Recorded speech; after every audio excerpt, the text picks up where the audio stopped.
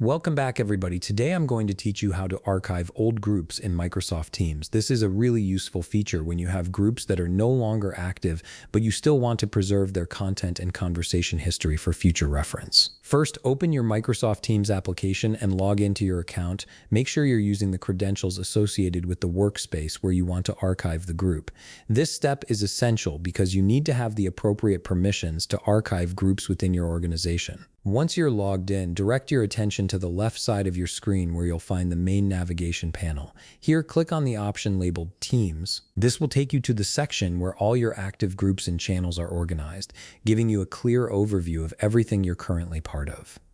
Next, click on See All Your Teams. This option is typically located near the top of the Teams list and expands the view to show you every group you're a member of or have access to.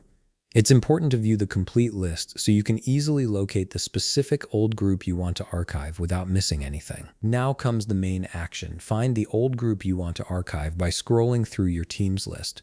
Once you've located it, look for the three dots beside the group name.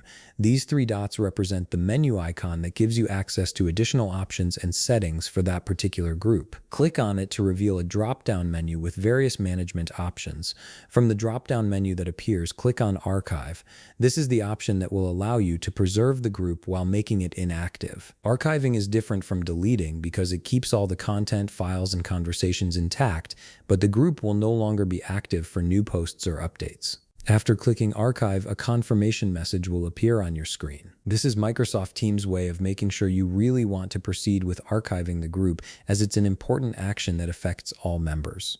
Take a moment to review the message, and when you're ready, click Archive to confirm your decision. And that's it. You've successfully archived your old group in Microsoft Teams. The group will now be preserved with all its content intact, but will no longer clutter your active Teams list. If you found this video helpful, please leave a like, subscribe, and see you in the next video.